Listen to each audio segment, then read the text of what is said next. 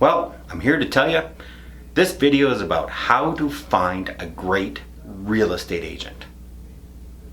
Now, I'm a real estate agent and I'm a great one. So the video's over. No, the video's not over. If you're looking for a real estate agent and you don't know one and one hasn't been referred into you, which I would say 80% of all the business I do, someone refers me. They're saying, hey, call Randy, he knows what he's doing. 22 years in the business, I'll sit down with you and off we go. But you're saying to yourself, how do I know I have a great real estate agent? So you have to ask yourself this one question. There's many different types of real estate agents. There's the ones that drive the incredible, beautiful car, dress impeccably, and it's all about sales. It's all about bling. That's who they are. I'm not that kind of person. I would prefer to be driving around in my Tesla or my truck.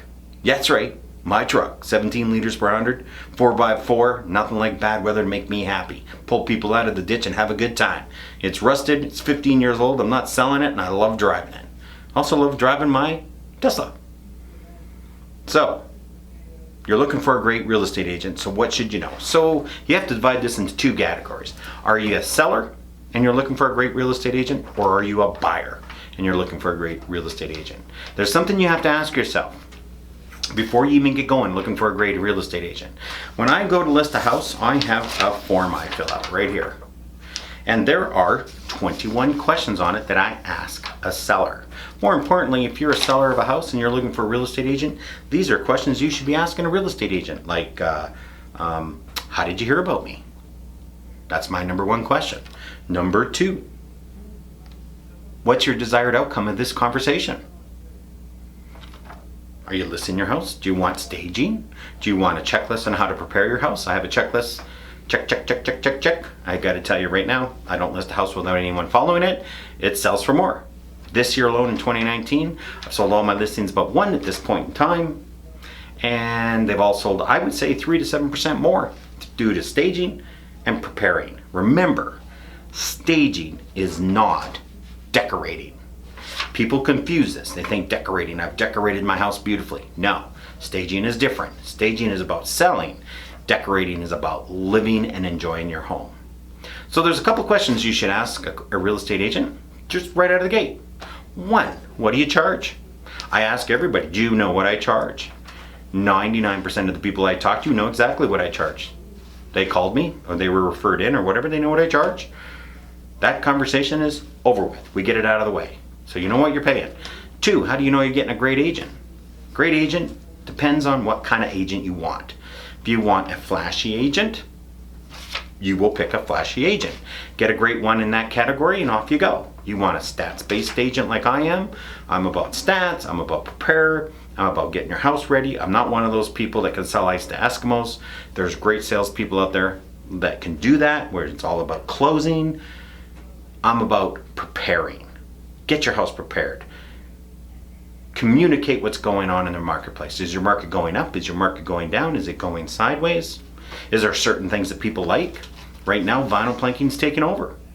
You're thinking of upgrading some flooring, and if you're not considering vinyl planking, and your realtor's told you not to do that, you don't have a great realtor. My opinion, of course, because when I say something bad about somebody, it's got to be your opinion. So you have to say to yourself, I want a great agent. How do I find one? They could be 2 months in the business and be a great agent. They could be 22 years in the business and be a great agent. Those things could be bad agents. One, what kind of communication do you want? Two, what's your expectation on that communication? Three, how do you want to price your house? You should be picking an agent that knows how to price a house, especially if you're selling it. Four, how long have they been in the business? Five, are they a national company? Six, what if they go on holidays? Are they covered? Or are you just left in limbo? I never leave people in limbo. I go on holidays. I have someone that's been in the business longer than I have. We think the same way. He covers for you. Something happens at 10 o'clock at night on a Friday, it's going to be handled. Because that's what you're paying me for. You're paying me, not a flunky. Do I have flunkies? Yeah, I got flunkies. There are things that they do. But when it comes to the important stuff, you only talk to me. I think that makes me a great real estate agent. Maybe not. Maybe you don't want to talk to me. There's talking is texting, email, the whole bit. So if you want to find a great real estate agent, you got to pick somebody that thinks the way you think. wants to accomplish the goals that you want to accomplish, especially if you're selling. What is it that you want to accomplish? Do you want to make sure you don't leave any money on the table? I have a plan for that. You still get sold? Do you still get sold for maximum money? Do you have a real estate agent that knows how to deal with other people that are kind of, just not knowing what they're doing? Because there's lots of people like that. The other thing you got to know about when you're picking a great real estate agent is, do they know your area? And are they always learning things? I'm constantly learning things, especially new things. And you got to use them. And you got to use them in selling your house. And you got to remember, as a seller, because this is the selling part, it's hard. Anyone that tells you it's easy to sell your house, undersold their house. It's hard. There's a lot of things you got to do. A lot of things you got to do to get it ready. Every time it's showing, it's got to be perfect. The lights have to be on. It has to be prepared.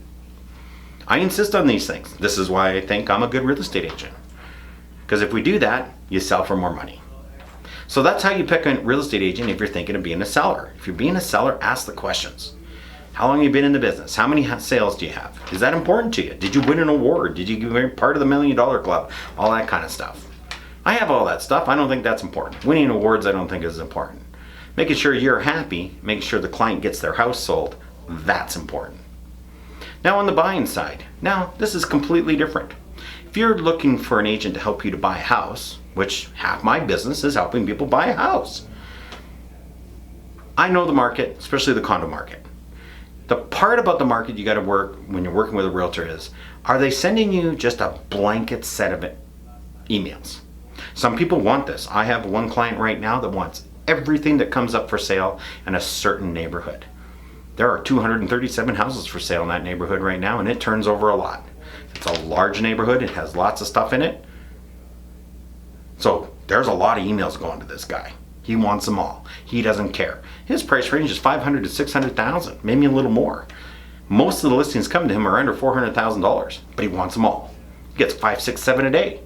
I don't look at all those, but he wanted them all, so he's getting them all. Most of the people say, Randy, I want this. So I only send them this. I send them what they want, little around the fringe area, because sometimes, buyers tell me they want a triple garage, and they go out and buy a house with no garage. Room to build a triple garage though. Just did one of those, 1/3 of an acre. They said, you know what? We don't care that it doesn't have a garage. 1, the price is lower, no garage. 2, it's on 1/3 of an acre with that beautiful 2-sided alley. They're gonna put 800 square foot garage out there because that's the limit in the city of Calgary, and they're gonna do it. And they're gonna have something beautiful, and they're gonna have exactly what they want because we couldn't find it in the market. We just couldn't find it. But more importantly, do you have someone that's working for you? I tell you how much it costs to work with me. Nothing. Unless there's no commission on the house that I'm going to sell you. It doesn't cost you anything to work with me. I'm free. You get all my experience and expertise. Doesn't cost you a thing. You know what it costs you? It costs you loyalty. You don't go out looking at houses without me. Nobody does that. If you do that, I don't call you back. Obviously, you don't want to work with me. I don't have a problem with that. Just fire me. Just phone me up and say you don't want to work with me. Thank you very much. I'll enter you in the contest and off you go. So just remember, if you're looking for a great real estate agent, there's a couple of questions you need to ask. And these questions you need to come up with. Will that agent serve you to your best of your knowledge? I tell everybody, call my mortgage broker, get pre-qualified. You don't do that, I'm not showing you houses. Complicated to call and get pre-qualified in 2019. There's lots of things you have to do. Employment letters, pay stubs, tax returns. If you have more than one property, it's rather difficult. You need to keep a track of that. If you're looking for a condo, what are the condo terms? I have another video in here on condo types. There's 7, 8, 10 different types of condos in the city of Calgary. What do all the jargon mean? Are your fees going to go up? What are you paying? Is it reasonable? You're going to buy an apartment condo, 2-bedroom apartment condo fees $400 a month. Is that reasonable? I will show you the difference between that one and another one so you can make an informed decision. Remember, it's your money. I tell people not to buy properties. I don't think they're good properties, but they still buy them.